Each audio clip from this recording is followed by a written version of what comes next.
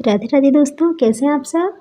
तो फ्रेंड्स, सबसे पहले आप लोगों को नागपंचमी की ढेर सारी शुभकामनाएं और भोले बाबा आप सबकी मनोकामना पूरी करें। अगले नागपंचमी तक आप सबके पास एक नौकरी हो। तो चलिए शुरू करते हैं। जैसा कि हम लोग भक्तिकाल पढ़ रहे थे और भक्तिकाल में पहले एक वीडियो हम देख चुके हैं संत कापधारा से, और ये दूसरी वीडियो है और 3-3.5 पेज है। तो आज हम ख़त्म कर लेंगे इसको, उसके बाद फिर हम आगे बढ़ेंगे। तो चलिए शुरू करते हैं। आज का पहला क्वेश्चन है, वह धार्मिक ग्रंथ जिसमें रैदास के पद संकलित हैं तो कौन सा है। आदि गुरु ग्रंथ साहिब। वह धार्मिक ग्रंथ जिसमें रैदास के पद संकलित है तो आदि गुरु ग्रंथ साहिब है। कबीरदास की रचनाओं का संग्रह बीजक में हुआ है। ईश्वर के अस्तित्व को स्वीकार न करने वाला दर्शन कौन सा है तो चारवाक दर्शन है। दादू पंथ का प्रधान पीठ दादू द्वारा स्थित है तो कहाँ, नारायणा में स्थित है ये। फिर है कबीर के परलोकवास में, कबीर के परलोकवास होने पर उनकी गद्दी किसको मिली थी तो धर्मदास जी को मिली थी। फिर है संत रज्जब द्वारा दादू दयाल की समग्र रचनाओं का संकलन माना जाता है तो किसको, अंगवधु को।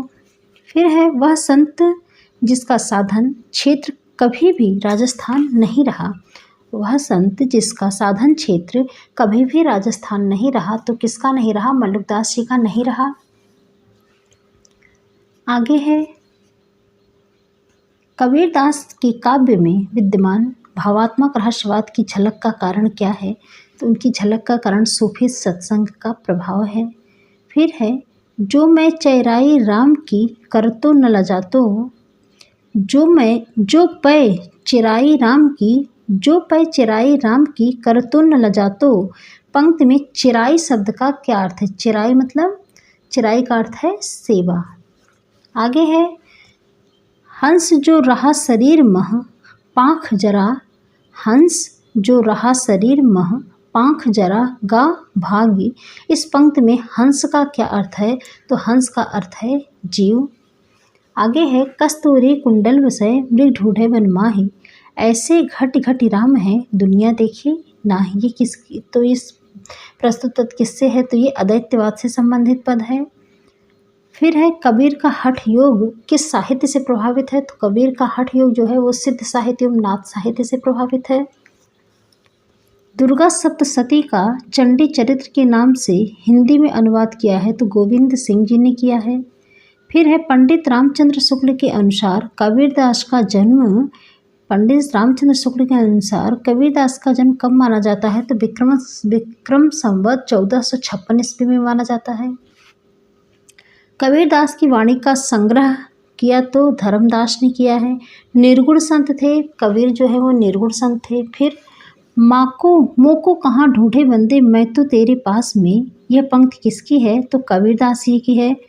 नामदेव का संबंध किस प्रदेश से था तो नामदेव का संबंध महाराष्ट्र से था। आगे है, पंचगंगा घाट में कबीर के पैरों के नीचे पड़े थे रामानंद। पंचगंगा घाट में कबीर के पैरों के नीचे रामानंद जी आ गए थे। ज्ञानाश्रय शाखा के संत कवि नहीं है तो परमानंद दास जी नहीं है। कबीर के बीजक पर रची गई तिरछा टीका क्या है तो ये क्या है, पूरनदास की है टीका। तिजरिया टीका जो है वो पूरनदास जी की है। प्रभु जी तुम दीपक हम बाती जाकी ज्योति बरे दिन राती, प्रभु जी तुम दीपक हम बाती जाकी ज्योति बरे दिन राती, यह काव्य पंक्ति रैदास जी की है। फिर है, कबीर की भक्ति का अनिवार्य अंग तो कबीर की भक्ति का अनिवार्य अंग क्या है तो ज्ञान है। कबीर ने आलोचक, सुधारक, पथ प्रदर्शक, समन्वयकर्ता के रूप में ... विषयों का उल्लेख किया है तो किन विषयों का उल्लेख किया है, चेतावनी, कुसंग, माया, कनक, कामनी और कपट विषयों का उल्लेख किया है। शब्दों के जोड़ तोड़ में चमत्कार लाने के फेर में पड़ना कबीर की प्रवृत्ति के अनुकूल था। यह कथन किसका है तो यह कथन डॉक्टर श्याम सुंदर दास जी का है। मन मेरा सोई तन मेरा धागा काव्य पंक्ति नामदेव की है। अगली पंक्ति है, गहना एक कनक ते गहना तामे भाव न दूजा, गहना एक कनक ते गहना तामे भाव न दूजा। कहन सुनन को दुई करी थापे, कहन सुनन को दुई करी थापे और यक निमाज एक पूजा। तो ये पंक्ति किसकी है? ये काव्य पंक्ति कबीरदास जी की है। फिर है शुक्ल जी के अनुसार आदि गुरु ग्रंथ साहिब में रैदास के कितने पद संकलित हैं? तो 40 पद हैं। मैं कहता हूँ आँखें देखी, तू कहता है कागज की लेखी, किस काव्य पंक्ति का आशय है? इस काव्य पंक्ति का क्या आशय है? तो अनुभव स्वानुभव शास्त्रीय ज्ञान से बड़ा है।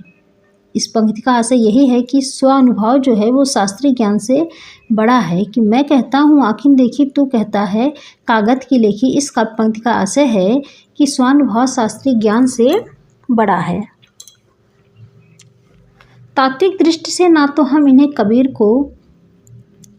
इन्हें पूरे अद्वैतवादी कह सकते हैं, यानी कबीर को पूरे अद्वैतवादी कह सकते हैं, और ना ही एकेश्वरवादी कह सकते हैं। कबीर से संबंधित यह विचार किसका है? तो ये शुक्ल जी का विचार है। संत साधना का साहित्य रूप प्रारंभ हुआ तो कहाँ से? पंढरपुर से। कबीर के गुरु का नाम रामानंद था। सदुक्कड़ी भाषा से आशय है जिनके द्वारा प्रांतीय भाषाओं बोलियों के शब्दों का मिश्रण हो, उसे क्या? सदुक्कड़ी भाषा कहलाते हैं। रैदास के गुरु का क्या नाम था? तो रैदास के गुरु का नाम रैदास किसके गुरु थे? रैदास किसके गुरु थे? तो रैदास जो है मीराबाई के गुरु थे। दादू दयाल की रचना कौन सी है? अंगबधू है। निर्गुण संतों की काव्य सर्जना सर्वाधिक आधारित दिखती है तो नाथों की रचनाओं पर। सिकंदर लोदी ने ... के कहने पर कबीर को जंजीर में बांधकर गंगा में डुबाया तो किसके कहने पर? शेख तकी के कहने पर सिकंदर लोदी ने कबीरदास को जंजीर में बांधकर गंगा में डुबाया था। आगे है भाषा बहुत परिष्कृत और परमार्जित न होने पर भी कबीर की उक्तियों में कहीं कहीं विलक्षण प्रभाव और चमत्कार हैं। प्रतिभा उनमें प्रखर थी, इनमें संदेह नहीं है। इन पंक्ति के लेखक कौन है? तो रामचंद्र शुक्ल जी हैं। तुम जिन जानो गीत में यह निज ब्रह्म विचार, यह किसने कहा है? तो कबीर जी ने कहा है।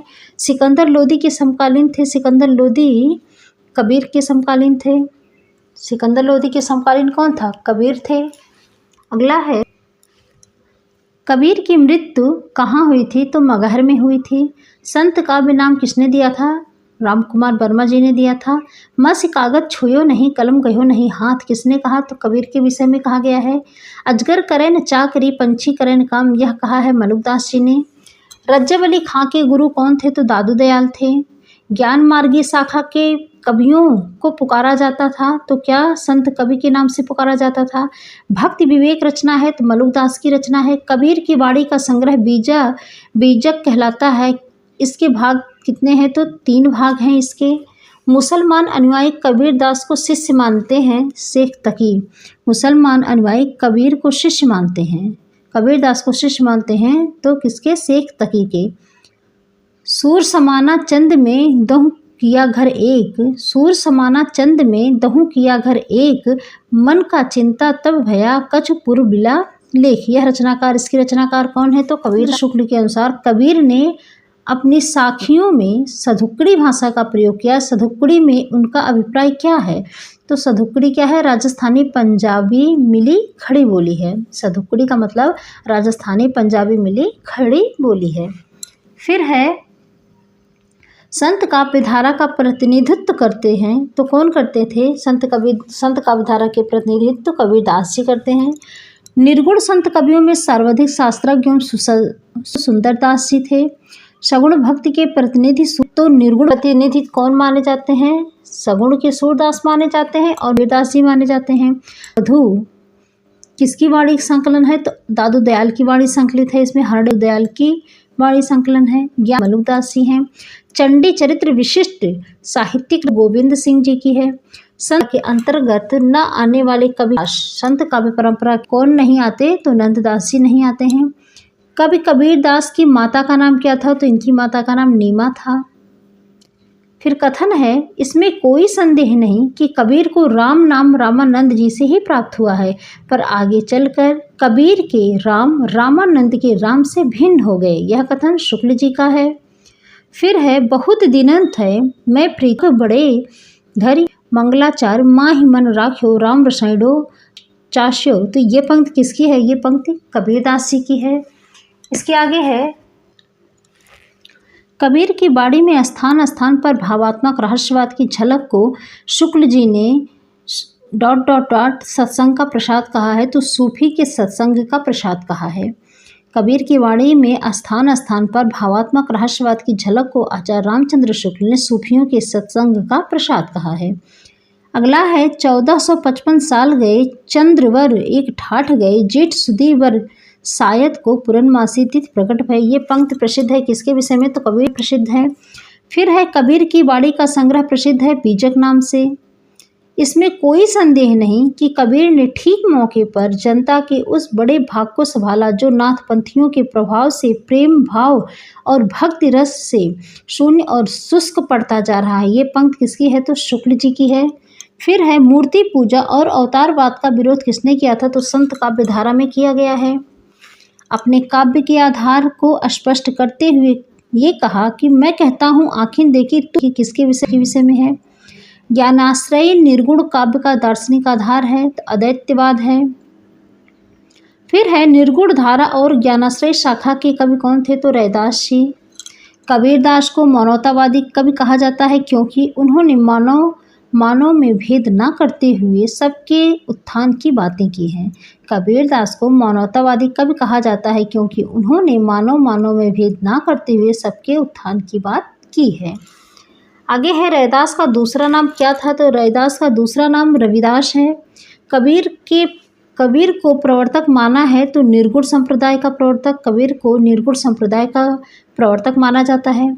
कबीर की रचनाएं संकलित हैं तो गुरु ग्रंथ साहिब में संकलित हैं। उलटवासियाँ लिखी हैं तो कबीर ने उलटवासियाँ लिखी हैं। तो फ्रेंड, ये था संत काव्यधारा के कुछ वन लाइनर प्रश्न जो आज हम लोगों ने देखा, और ये दूसरी वीडियो है। पहली वीडियो इसके पहले अपलोड हो चुकी है, जो भी चैनल पे नए हो जाके देख सकते हैं।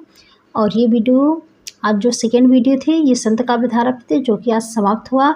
आगे हम लोग कल पढ़ेंगे सूफी काव्यधारा। सूफी काव्यधारा के जो वन लाइनर हैं कुछ, हम उसको देखेंगे।